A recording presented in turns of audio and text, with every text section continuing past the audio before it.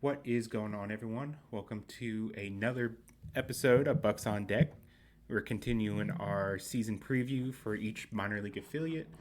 Yesterday, we touched on the hitting the hitters on the Greensboro Grasshoppers, highlighted obviously by Edward Florentino, Tony Blanco Jr.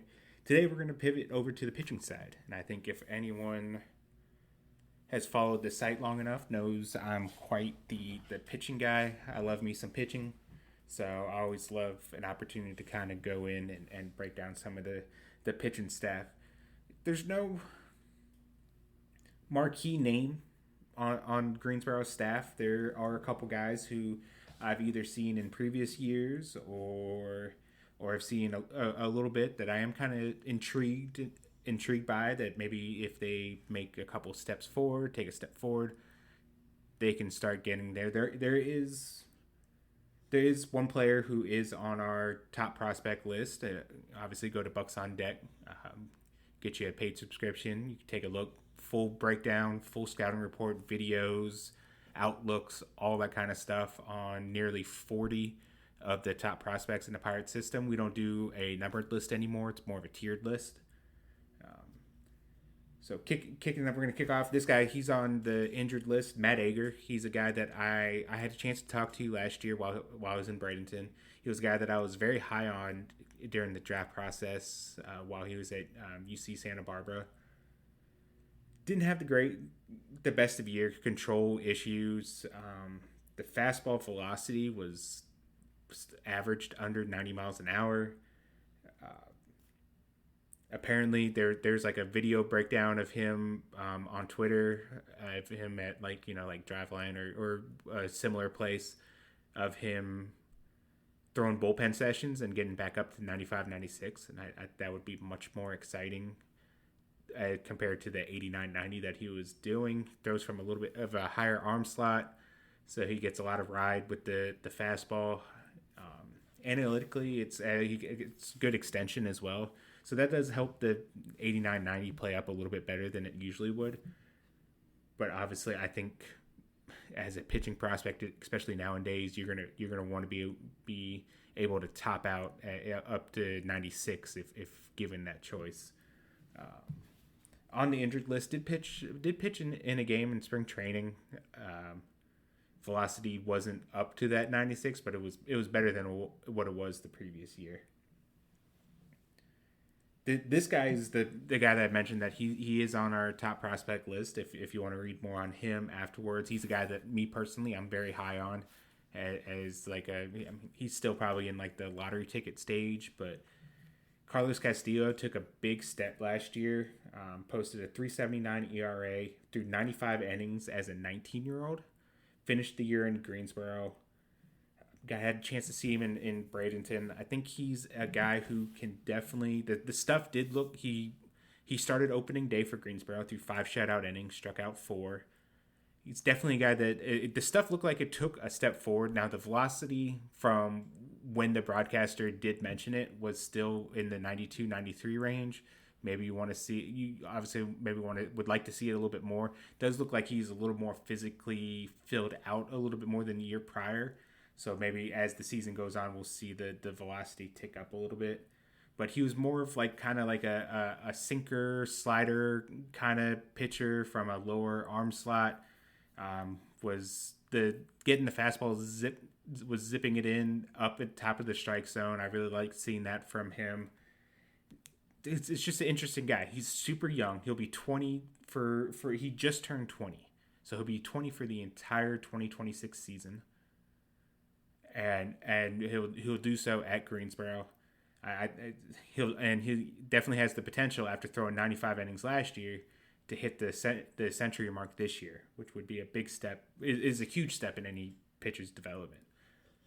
I think just if the stuff takes like a natural progression as he gets older and he matures, and the fastball gets a little bit more consistently up there velocity wise, he's definitely someone that's kind of like under the radar that could force himself into more of a well-known prospect around the prospect outlets and stuff like that. Hungling Chang, I would imagine he's going to be a starter again. He spent last year in Greensboro, threw over 100 innings, more of like a innings eater at this point. Posted a 4.82 ERA. The xFIP was over a run better at 3.57, so did maybe pitch a little bit better than what it shows. Has a deep pitch mix. Fastball is just a little bit on the hittable side right now. So a good guy to have. You want to have these kind of guys in ideally each rotation. That, like, while maybe he's not a prospect per se, he's a guy that can go out every fifth game and get some innings to give the bullpen a break, and just you feel safe with him out there that he's going to go out there and throw innings. Guy was part of last year's draft class. Got pitched in 7 games last year. Cameron Keshak. Apparently, he's going to be stretched out as a starter. Believed he started his college career at Auburn before transferring. Pitched 9 2/3 last year. Had a 1.86 ERA, 11 strikeouts to 3 walks. Threw a sinker over 50% of the time. He's a massive 6'7". I did like a video breakdown of him and kind of gave me, like, with the sinker slider from the tall, if he was going to be a reliever, kind of like Jared Hughes types of vibes. If you wanted to compare it to like a former prospect or a Pirates player to easier to remember. The slider got a whiff rate of over 40%. He was mentioned on Baseball America as somebody who kind of stood out during like the backfields and stuff like that. So he could be kind of someone to watch this year, especially now as a starter. We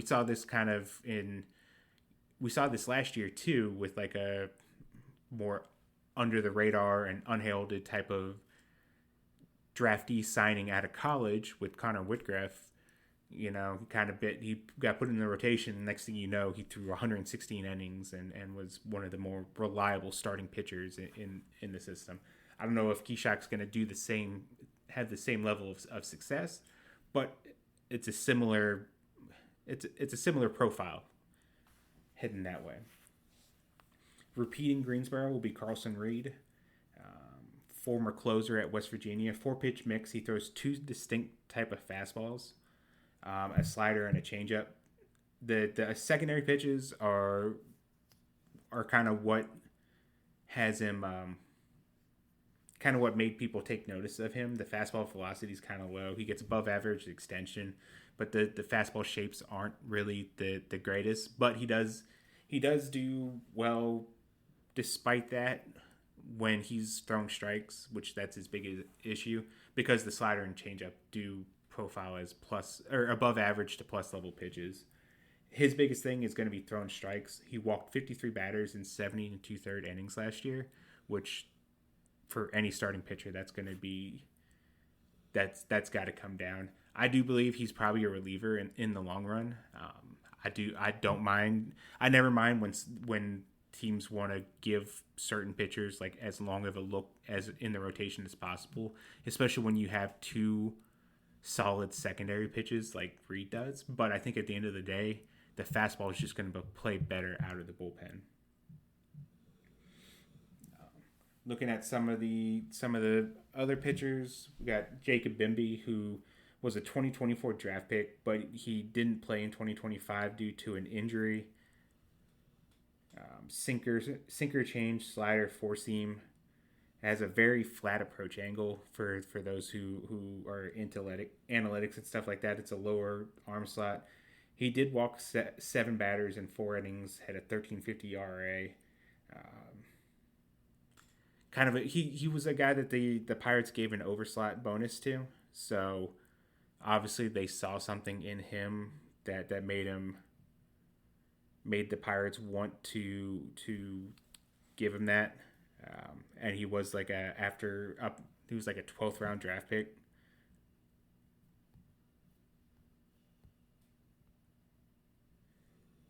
But he'll be a guy that he got into a major league spring training game as well. It was an 11th round draft pick for Bimby. But he'll probably be out of the bullpen. Could be someone that probably you would like to count on for like to get a couple innings, but coming off an injury, I wouldn't expect him to be part of the rotation. But I mean, we never know. Moving on to Brian Mena. He's 21 years old. He'll turn 22 during the season. He posted a 5.62 ERA and 107 a third innings pitched last year. Struck out 97. Was in the Rocky system. He was the Pirates took him in the minor league phase of the Rule 5 draft. 92 to or according to Fangraphs, who he was ranked in the 40s in the Rocky system a couple years ago. 92 to 94, topping out at 95 with a plus curveball and a little bit of a feel for a changeup, which wouldn't be too bad for a starter at that, or for at least a lower level starter. Hunter Furtado is going to start on the 60-day IL. He missed most of last season with an injury. He was a guy that I was the timing of it was funny because he showed a very noticeable velocity spike going from 24 to 25. He was averaging in the mid-90s, and he throws from a super tall, almost over-the-top release point, which gave his fastball a very a ride cut effect. And he threw it was pretty much like a straight changeup. And I did a video breakdown of it too, and they played well off of each other to especially help get righties out. He was mainly fastball. He almost threw primarily fastballs in lefty matchups, but he was able to sprinkle in the fastball and changeup against righties. Went on the injured list, didn't play the rest of the season. He was actually, when I went down to Bradenton last year, he was on my list of people that I wanted to talk to because I wanted to talk to him about the velocity jump and stuff like that. First day I get down there, I talked to Jim Horner, and he tells me that Hunter was promoted that day, so missed out on talking to him.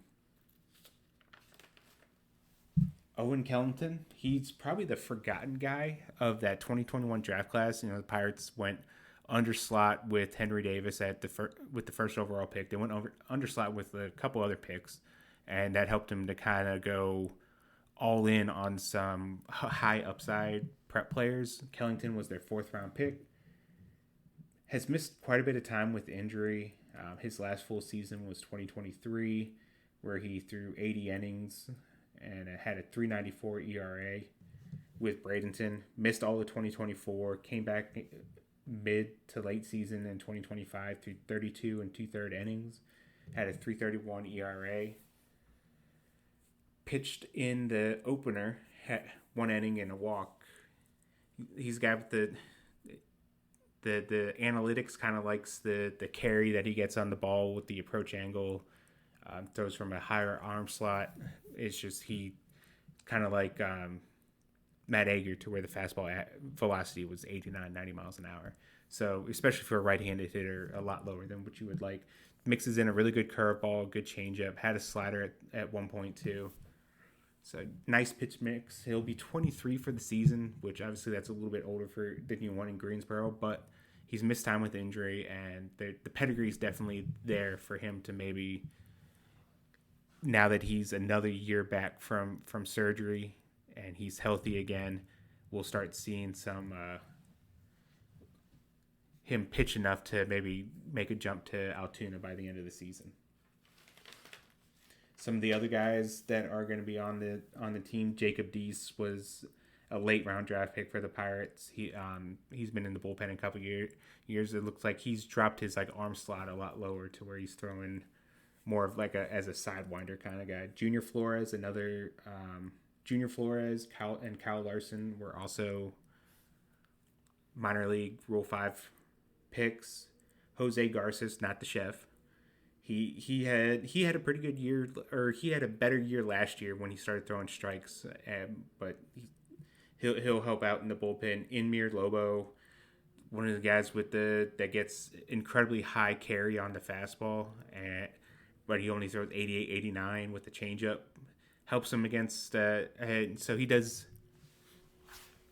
The results definitely outweigh the stuff, and he's one of those lefties who do good because he's lefty in the lower levels kind of thing. Connor Oliver has pitched pitched with Greensboro last year. He's a good multi-inning bulk guy, kind of like in the Bailey Falter mold of like lower 90s fastball, left side, but gets a lot of carry on it and extension. Yulín Quintana threw 52 and 2/3 innings last year with a 2.73 ERA, while with Bradenton had a 45% whiff rate on the slider. He was a signing out of Cuba, I believe, and spent time in the Complex League and Bradenton. He was like 24 at the time. Jake Shirk was a late round draft pick out of Wright State, and he a really good strike thrower. The stuff isn't gonna like pop on like TrackMan data points and stuff like that, but he's gonna pound the strike zone, get outs. He was part of one of the perfect games. I think he was part of both of the perfect games that Greensboro threw last year. And then finally, this guy's kind of, I know Wilbur and I have both talked about him as like a potential like reliever prospect. Alexis Torres, while with Bradenton last year, he had over a 70% whiff rate with his slider. So he pitched in the opener, threw an inning, got a strikeout. So he'll be someone that I feel like can pitch in the later innings for Greensboro. Most minor league teams don't have like a set closer just because a lot of stuff is scheduled. But Torres is definitely a guy that when it's his time around, he'll be able to throw in the later innings because that slider can get missed bats. And that's the Greensboro pitching staff. We have 2 more previews left to go. A look at the Bradenton hitters and the Bradenton pitchers. Each of them have one of my most anticipated players to watch for the upcoming season. So make sure you check back over the weekend to figure out who it is and learn more about the Bradenton Marauders for the season.